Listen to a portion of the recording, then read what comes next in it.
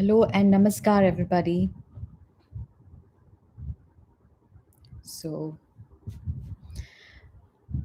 welcome to my channel, first of all. Well, I have decided to put up a live, and this is my first live, though I love to interact with people in live uh, manner, like talking and discussing things out. So, today is a special topic, and this is related to the impact of pornography on children, especially child psychology. So, we are going to have a talk on that. So, here I go. Okay, so I have a special case related to this, and as I have mentioned in the description about a case in the Nagaon district of Assam, where a minor of 6 years old has been brutally killed by two juveniles, porn addicted juveniles. One is of 11 years and the other is of 8 years. Now, the question is not the crime. Why did they why did they do the crime? Investigations reveal that they were trying to force the 6-year-old girl to watch porn, and she refused. Moreover, she said that she would tell her parents, and their parents should tell her parents, and this really annoyed them. They were investigated, the 11-year-old and the 8-year-old, they were investigated separately by the police officials. And it came up that a few months ago, they developed this addiction of watching porn movies as they were attending their online classes. But this is to be noted that after attending, while they were attending their classes, one of them, the 11-year-old, supposedly, he was surfing the internet and he came upon a porn movie. And then it became a regular watch. He showed his other friend who is of 8 years old, and they very regularly kept watching porn after attending online classes. And this became an addiction. And now it's time to take an action, to try it, because children love experimenting, as we all know that children really enjoys to imitate their elders and do things, experiment things in their own way. They don't know, they don't realize that what is wrong and what is right, what should be done and what should not be done.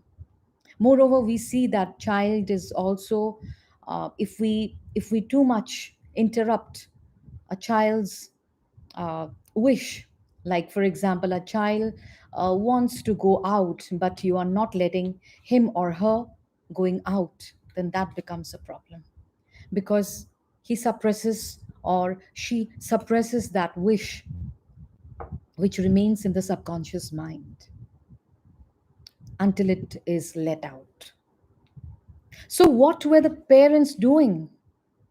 The question is that when they were attending their online classes, were the parents monitoring their children? How could they get hold of surfing the, you know, I won't say internet, because internet is available to anybody currently, anybody, any child. A child, if certain parents take pride that, my son, my daughter, they are so good in with technology, they used to teach me. I agree, I completely agree with that. They are smarter. Now the question is, we cannot control our children. As a concerned parent, as a concerned mentor, as a concerned teacher, as a responsible citizen of India, this is my request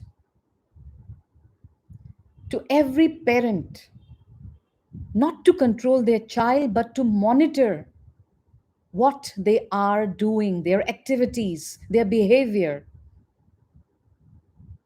This is a kind of era where every parent is also engaged with their own work and own world. But this involvement with our own world and job is also misleading our children, the future generation, who has only seen technology and nothing else. We need to tell them that technology is not everything. There is a there is a real world. There is a world beyond technology. The real world, the world with nature, the world with environment. The virtual gaming world is not real. We need to tell the difference between the virtual world and the real world. That is how we are going to be friends with them, teach them, talk to them, and monitor their activities over the internet. Do we do that? How many parents do that?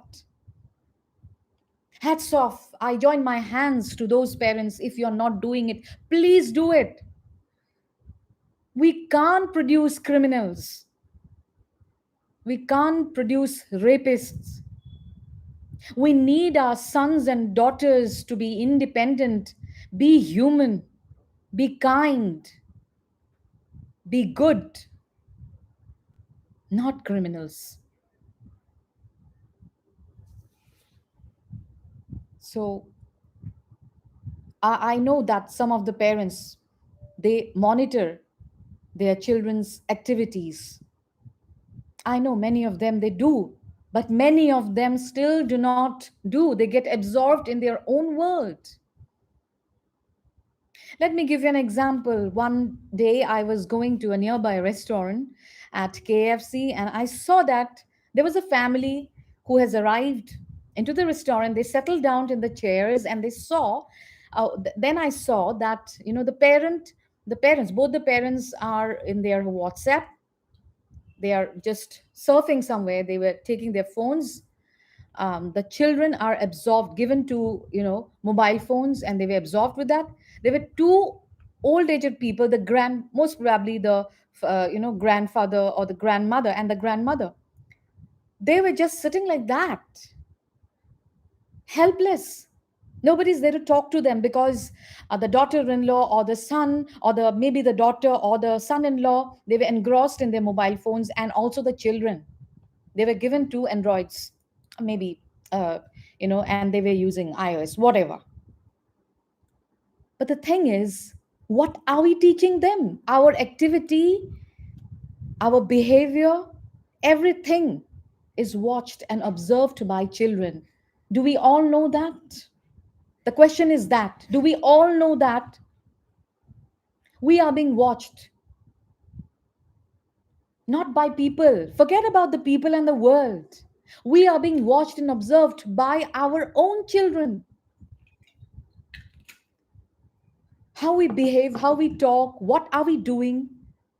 Everything is watched by our own children, and they take us as ideals. They take us as ideals and they imitate whatever we do. They don't know what is wrong, what is right. They do not have that particular sense till they get into the threshold of adolescence, till they hit puberty. Even then, they slowly begin to be sensitive. Yet they are required to be monitored. Not like in stern manner, but they are required as friends. They are required to be treated as friends by their own parents. Gone are those days that the father used to take a stick and go and chase their children. Gone are those days. We need to treat our children as humans, respect them. At the same time, we need to watch them like they watch us. Any change in the behavior in our sons and daughters, we need to know, we need to explore, we need to investigate why they are behaving in such pattern, what is wrong with them. By scolding them, this is not a solution. Scolding, beating is not a solution. We need to talk and discuss. If you can't do that with your children, at least get some counseling done. If you are wise enough to do, or if you take the pain, the effort, the endeavor to give time to your children, then this is the time. Remember that we are not producing criminals. We don't want our children to be criminals. We don't want them to be terrorists. We always associate, or we always want our children to be bright and successful and happy at the most, topmost level. We want them to live happily, to be at peace. We need to teach them how to deal with crisis. Today, the children and youth, what they are having as problems, do you know that? It is how to deal with crisis, because everything is possible in just a few clicks. And that is why we need to tell them, we need to talk with them, discuss with them how to deal with crisis, how to deal when you don't get something, how to deal with a problem. I am not saying I'm a perfect parent. I would never say that. But yes, this is an effort. And I am in that process for sure. I may not be perfect. Yes, everybody does a lot of mistakes. We all do. We are humans. But there is time. We do not want to produce criminals. We do not want to see them suffer like this or commit a crime. So we need to handle them with care. They are our children. Let us take them beyond technology. Let us be observant. Loving them, we all love them. Scolding them, we might scold them. Yes, we can do that, but that is not the solution. That's what I repeatedly say. As a concerned parent and as a responsible citizen of India, as a resident of Assam, this is a request to all the parents all over the world. I join my hands. Please, even if you love your child the most, you give them space. Absolutely, I agree. But please monitor their activities. Please observe them. I know you are not a spy. Your children might tell you, don't be a spy, give some space. Still, you have to. We all have to know with whom they are going, what they are going to do, or any kind of behavioral change. If they are depressed, if they are sad, why their food activities or food, the routine is not regular, why they are skipping meals or why they are not eating. We need to check on these as parents. We need to, and also as teachers, we need to check on the students, why they are behaving in such pattern, why they are not performing well, why they are absent from their school or colleges or university, why they are remaining absent, why they are staying silent. We need to see them, we need to watch them, we need to ask them, we need to approach them, and we need to talk to them. They need that support, and we need to provide them. This is all that I can request through this live program.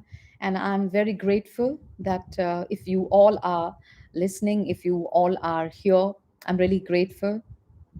And if you can give even a small amount of time to people, to children, telling them or giving sex education, it's not a shame. But you need to change your manner of telling them, teaching them what is sex, what is pornography. You have to tell them in a different way, like we teach in the biology, reproduction, that section. It's not given much important, but that section is very important. So please, I request everybody, whoever is watching this video, to please circulate this message and be vigilant towards their ward. We don't want criminals. We don't want them in the jail. That's all. And thank you so, so much. Namaskar.